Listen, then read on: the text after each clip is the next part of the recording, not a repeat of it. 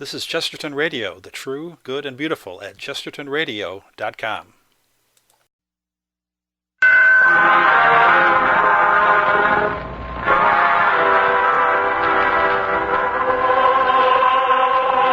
The greatest story ever told. Presented by the United States Armed Forces Radio Service.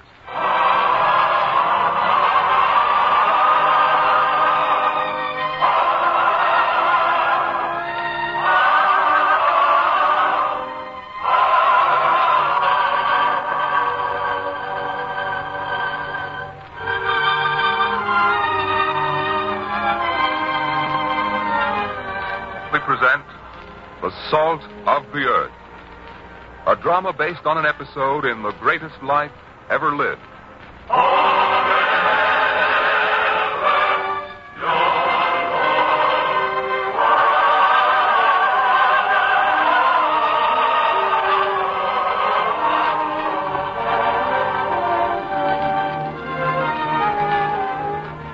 In the town of Nazareth this early morning, everything is peaceful and quiet as the first bright rays of the rising sun cast their golden light on the small white houses. In only one house is there anyone awake to greet the dawn. And for that home, this is the end of a night of watchful waiting. Now the woman of the house tiptoes softly to the side of her husband, who is staring out at the growing brightness of another day. Jonathan. Oh, Sarah. Well, have you noticed any change in her? None. Her head still burns fiercely. Oh, Jonathan. Jonathan, is there nothing more we can do? We've done all we can. Except one thing. What Mordecai told us about. Yes. If the Master is gifted with these great powers, surely he would help such a child as our Abigail. They say his touch, or even a few words from his lips, will heal anyone, be he lame or leper. Surely if he can do that, he would do it to save a child, Sarah. Oh, then find him. Bring him here. Or let us take Abigail to him. But it must be quickly, else it will be of no use. No use at all. Mordecai said the Master was to be here within a day. Then he should be close by the town. I shall go searching for him. Now. May God guide you to him. For the poor child's sake. How much more can she stand? How much? Please, Sarah. Now is the time of restraint. If you should give way now, who will this family rely on? For you are our strength, Sarah. Be patient and do all you can till I find him. I will rouse Mordecai now, and he will take me to the Master.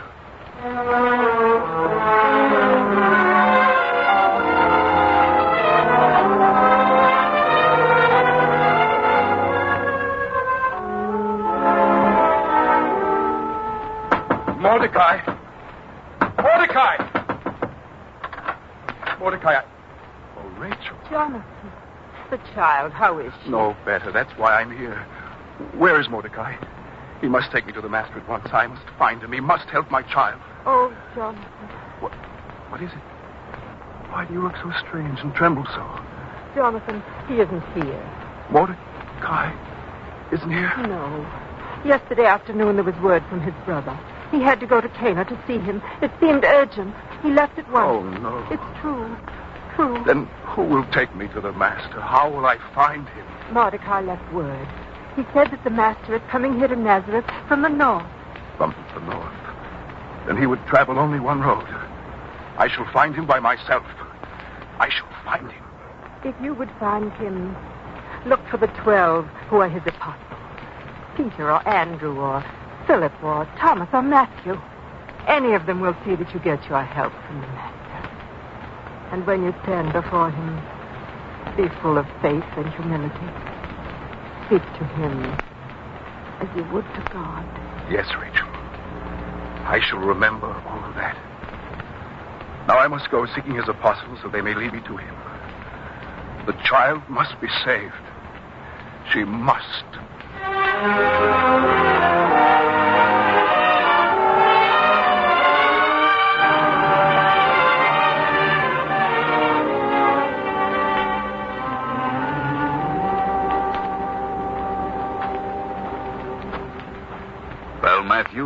There it is, Nazareth, ahead there. What did you say, Andrew? Matthew, what is it? You're worried about something. I've noticed it too, Andrew. Have you, Thomas? Then surely you can find out what it is. No one can uncover more with a few questions than you, Thomas. There's something which has put those wrinkles of worry in Matthew's face. But if he's brooding on some secret he chooses to hold within himself, who are we to pry? You will stop taunting me, both of you? Matthew, I have no desire to taunt you, but after all, we've shared our last crusts of bread together. Wouldn't it be as well to share our thoughts? Philip, perhaps you're right. Maybe I should speak out, for I think this does affect us all. Well then, Matthew? Thomas, Andrew, Philip, I don't like to say this, but I believe we have disappointed the Master. Disappointed? But how? What have we done? I don't know. Surely there would have been some word, some sign. Wait, Thomas. Perhaps Matthew is right. Perhaps there has been a sign which we haven't noticed. That's what I mean, Philip. Right now, we walk on ahead toward Nazareth. Yet the Master has remained far behind us on the road. He often seeks solitude, to meditate. Yet this time I felt it was different. We've been sent on ahead for some purpose. Perhaps for us to meditate. What have we done which is wrong? If we examine ourselves, we should know. Yes, Philip. And we should try to examine ourselves as though we were the accused. Should ask ourselves questions without favor or prejudice. That should uncover our errors, if there be any. Now first, which of us has turned from any person needing help? Is there anyone among us who has done that? Is there? I see. No one. Then we should go on to the... Thomas. What is it, Andrew? Look, off there on the road. A lone figure of a man. What's strange in that? I believe he comes to find us. He's waving to us, beckoning us. So he is, Andrew. You men! Are there 12 of you? I've been trying to count you as you came along the road. Are there 12? He has come seeking us. Perhaps he comes to warn us of some danger to the Master. The Master has spoken of danger several times in recent days. I think maybe you're right, Thomas. The man seems excited, worried. He may well be a friend of ours, though I can't remember ever having seen him before. Then let's ask him. Friend, we are of the 12 who are closest to the Master. Why do you come seeking us? Then it is you. Thank God. Thank God. Oh, what is it, man? Why do you tremble so? Is there danger? Please, sirs, you must take me to him at once. What do you seek from him? Friends, I have a child, a little girl. For some days now, a bad fever has been burning her little body. This child who was once laughing and gay now only whimpers in a feverish sleep and tosses in pain. There is only one who can cure her. Only one. Take me to him. Of course, friend. Come with me. With you, Andrew? Yes, with me. For such a thing as this, the Master wouldn't mind an intrusion on his meditations. Has he ever turned from anyone in need? I didn't mean that, Andrew. What else could you mean? Andrew, why you? Why should you take precedence over the rest of us? Did the man appeal to you alone for help? Very truthfully, I believe that I should take this man to the Master. Come, sir. Now, wait, Thomas. How can you hold yourself up to be greater than the others? I believe if the Master were asked now to choose which of us would be the greatest after him, he should choose me. You? Matthew, Philip, Bartholomew, did you hear that? Oh, please, sirs. My child. She must have help at once if she's to live at all. Oh, one moment, man. Thomas, tell me, which of us was chosen first? You? Oh, no, Andrew and Peter. So what makes you think you're first among us in his preference? Sirs, please. It's my child I'm thinking of. I don't care who it is who takes me to the Master, as long as I see him before it's too late. This will only take a moment, sir. Now, it's true we were all of us chosen. Some first, some later. But, Andrew, you've gone into the marketplace many times, seeking fruit. And you stop here and you stop there to examine what the merchants offer for sale. And here you buy an orange and there a pomegranate and so on. Now, Andrew, will you tell me that the first fruit you chose was the best? What's that to do with it? Answer me, Andrew. Hasn't it ever happened to you that you've chosen fruit at one merchant's stall, only to see finer fruit later at another's? Hasn't it? You're trying to muddle me. I don't like it. All I'm trying to say is this. First chosen isn't always best chosen. Just as firstborn isn't always bestborn either. There was Esau first and then Jacob. And of many sons, Joseph was not the firstborn. We're talking of us, not of fruit, nor of Jacob, nor Joseph. Peter and I were chosen first. To us, he said he would make us fishers of men. Before any of the rest of you even knew of it. Andrew, I still... You ask too much, Thomas. Andrew, go on. You take the man to the master. You've as much a right as any of us, perhaps even more. Yes, Matthew. I'll do that. Now, sir, if you... Well, what is it, Andrew? He was here a moment ago. Sir, where are you? I'm ready to take you to the master now. Andrew, he isn't here. But, Philip, he wouldn't have gone away. He needed help. See for yourself, he's not here. But his child, the little girl of whom he spoke so pathetically. Yes. The little girl. Her body racked by a fever so close to dying. And we stood here and talked of which one of us should have the honor of taking this man to the master. And now he's gone. This is an evil thing we have allowed to happen. We must go back and find the master at once. We must take him swiftly to the town. Let us hope we are not too late. For the child's sake.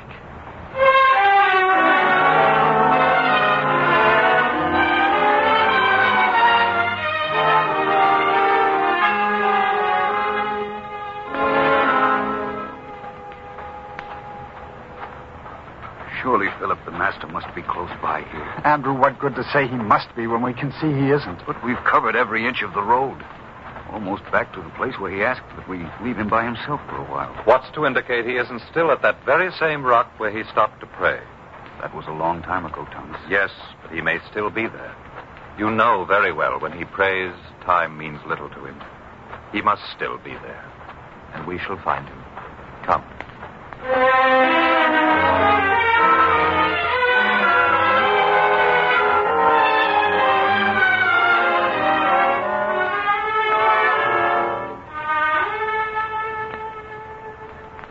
Well, you see, Thomas, I told you. Here's the same rock. But the master isn't here. There's no sign of him. And I was so sure. You were very sure about a great many other things, Thomas, and just as wrong. You said you were to be first among us. You gave us all sorts of ways to prove your point. You're as wrong now as you were then. Now, wait, Andrew. Both of you, all of you, listen to me. Yes, Matthew? There shall not be another word spoken among us about who is to be the first until we find that man, or until we find the master and bring him to the bedside of that child who needs his help. This is a cruel thing we have done this day. We have allowed ourselves to bicker while a man stood by, terrified for the life of his child. So there shall be no more talk about anything except finding that man. Yes, but where? How? Your question can answer itself, Thomas. Where? Well, we saw the man come toward us from the gates of Nazareth, so we know the town where he lives. How? We must go from house to house, if need be, to search for him. Exactly. Come, all of you.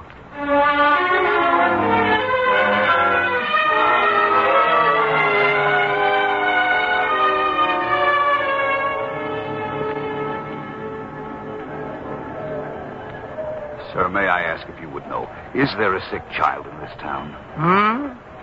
Sick child? Yes. Let me see. Please, sir, quickly. There is little time to lose. I am thinking. Give me a moment. Now, there was Zechariah. His son was ill. It was not a lad that was ill, but a girl. Now, see here. Don't tell me. Zechariah has no daughters, only sons. But the one I'm seeking is a man whose daughter is ill. Oh, I see. Well, now, let me think again. There was the silversmith, Aaron. Now, his daughter... Yes, what about her? Fever. Bad fever. Then that must be the one. Where can I find him? Well, you could find him at the temple, most likely, offering a prayer of thanks. Thanks? What for? Why, his daughter. She recovered several days ago. Then he's not the man. I must go on till I find the man who came to us for help.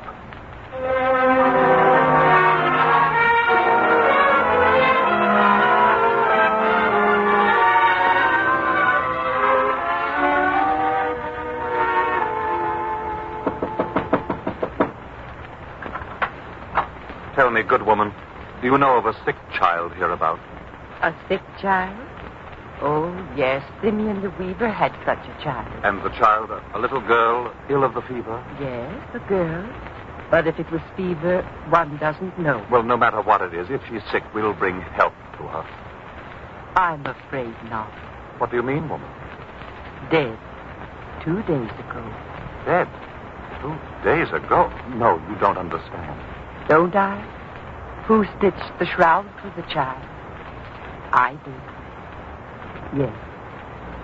She died. Poor child. I'm sorry, woman. But it isn't Simeon's house I seek. I must go on. We must find that child.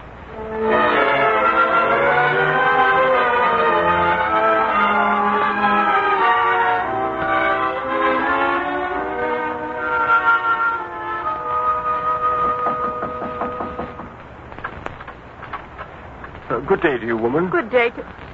Sir, it's you, the Apostle Matthew, who follows the Mass. My husband Mordecai and I have seen you with him many times. Yes, it's I. Come in, then. Perhaps you're hungry after a long journey. We have bread and cheese still left from the midday meal. I have no time, woman. I seek a man whose daughter is ill, very ill of the fever. A man with a child ill from the fever. Of course. It's Jonathan. And only this morning he went seeking the master, for the child is in a very bad way. This morning, he went seeking the master? Yes, on the road which winds into Nazareth from the north. Then he's the man. Tell me, where does he live? Look, I pointed out to you. You see there, that house? Why, there are several men approaching that house now. Why, it's Andrew and Philip and Thomas. I must join them quickly. Thank you, woman. Thank you.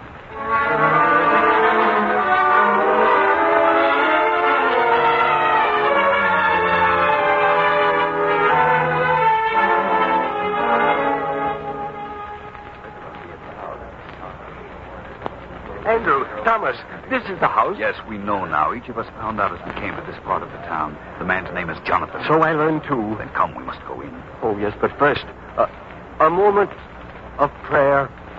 Prayer? That the child still lives. For if he doesn't, and the fault is ours, and I could never forgive myself. So a moment of prayer, brothers. Now, we shall knock.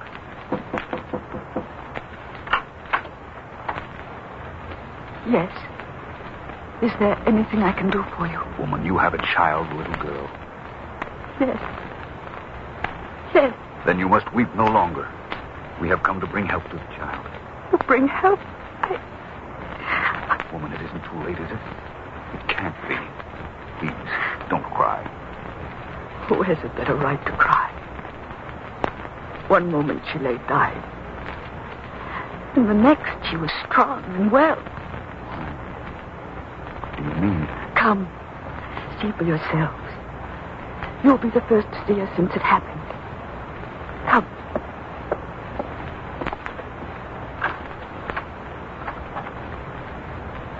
There. Andrew, he's the man who came seeking our help. Yes. Is this the child who was so sick, woman? You wouldn't believe it, would you? No.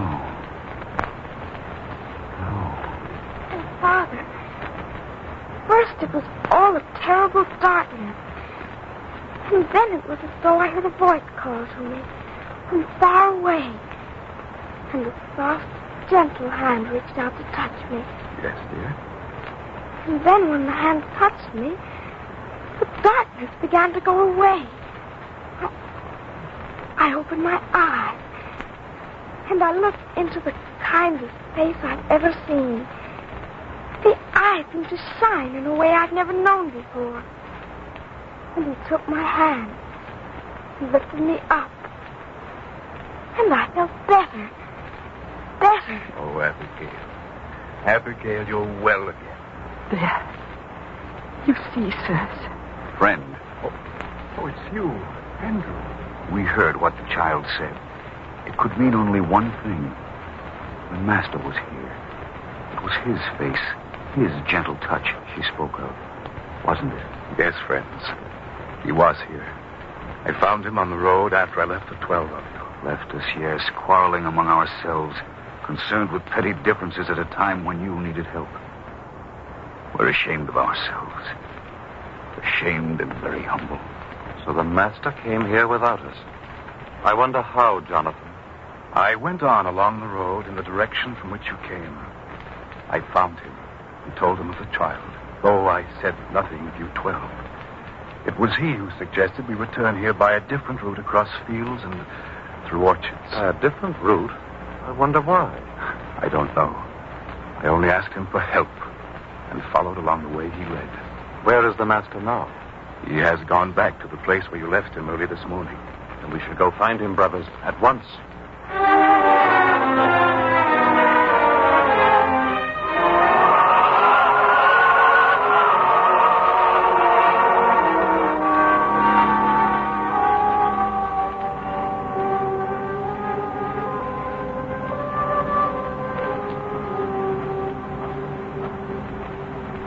The sun is almost setting. It has that redness which fills the sky just before it goes down. And only this morning, Andrew, we saw it rise.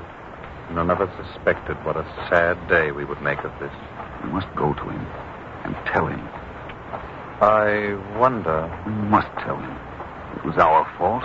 We should be free to admit it. Don't you think so, Philip? I don't know. Is it his reproach you fear? Not his reproach, but the hurt we might inflict upon him should he find out how selfish we've been. It's against everything he's ever taught us. Yes, Philip. Then you think we shouldn't tell him?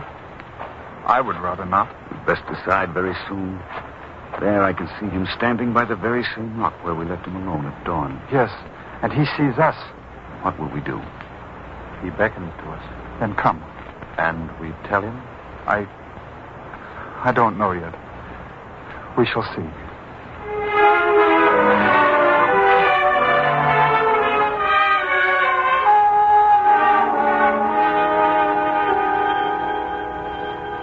He would speak to us, Philip.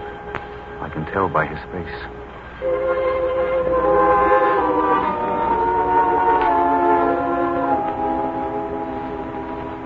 What was it ye disputed among yourselves by the way? Andrew. Philip.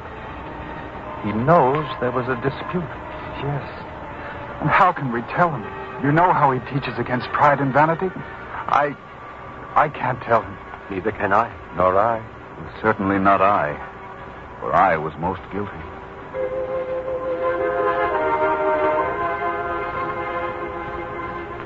If any man desire to be first, the same shall be last of all, and servant of all.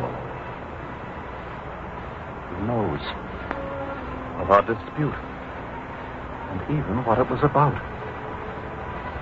Oh, Master, forgive us for the vain and proud way in which we spoke. Yes, Master. We are humble now, and sorry. Very sorry. For as a result of our selfish seeking of a high place among all the rest, a child was almost lost. You yourself cured her by placing your hand upon her head and lifting her up. Yet we turn from helping this child to quarrel among ourselves. Yes, Master. If the child had depended upon us, she would have died while we beggared. We are guilty. Guilty.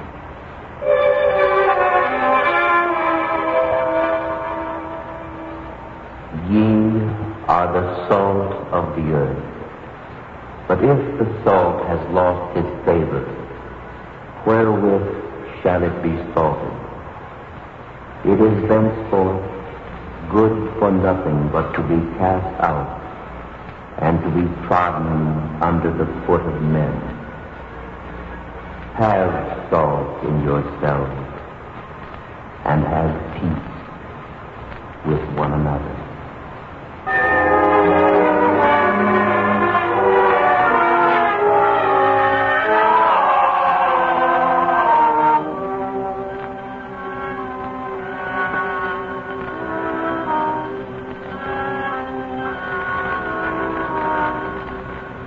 Thomas, it's been night a long time now. If you don't sleep. I've been watching the fire as it loses its glow, Andrew. Soon it will be dark, too. It was an eventful day. I won't forget it, ever. None of us will. Not that the rebuke was not earned. It was, many times over. Stings almost like salt in an open wound. Salt again. First he talked of it. Now you talk of it. Why did he choose to talk of salt in that way? You know about these things, Thomas. You question and study more than I. Tell me, what did he mean when he spoke of salt losing its taste? He called us the salt of the earth, since we are most precious to him. Who is closer to him among men than we? None. He chose us. He taught us. Ours will be the duty to carry on when he is gone. But if we, whom he called the salt of the earth, cannot follow his way, what a bad example we will be to all other men. And as he said, if salt loses its taste, what can you salt it with? That's true. So if we don't follow his way, who else will there be to serve as an example after he is gone? That's our duty, and we must never fail in it again. It is not only our duty, but the duty of all good people. On them is the burden to serve as an example to all. For if the good people desert the ways of goodness, who else shall there be to serve as an example of goodness? It's far worse, then, for a good man to do evil than for a bad man to do evil, isn't it, Thomas? Yes, Andrew. I understand now. Tell me, Thomas, wasn't it strange that the Master should have taken a different road to Nazareth than the one we were on? I've been thinking about that, too. And besides, he knew the nature of our quarrel, though no one told him. That's right. Even this morning at dawn, he sent us on ahead of him. Why, it's as though he knew all of it was going to happen as it did. Yes, Andrew. Yes. He must have known all along.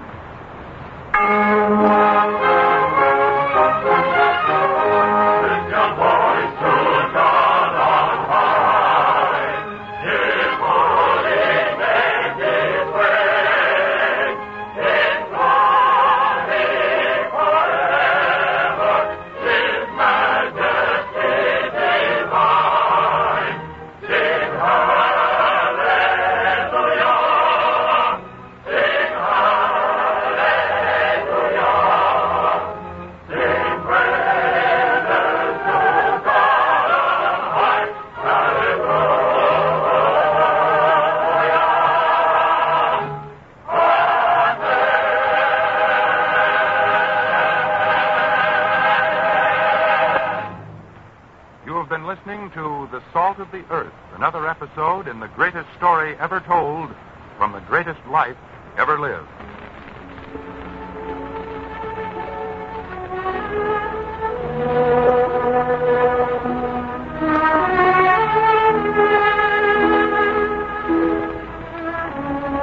The Greatest Story Ever Told was a presentation of the United States Armed Forces Radio Service, the voice of information and education.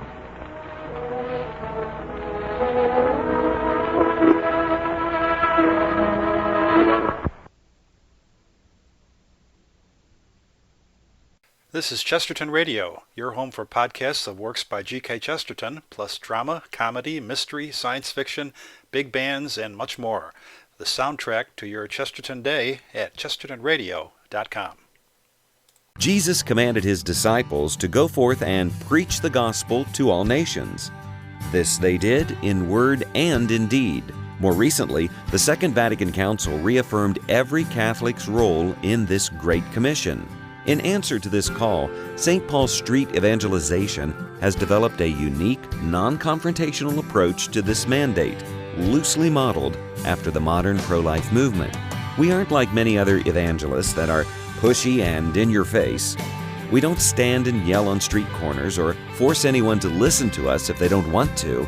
Instead, St. Paul Street Evangelization is committed to presenting a positive, passionately Catholic, and non-confrontational presence to a world hungry for the truth. For more information on how you can help, go to www.streetevangelization.com. That's www.streetevangelization.com. This is Chesterton Radio, Kids Podcast at chestertonradio.com.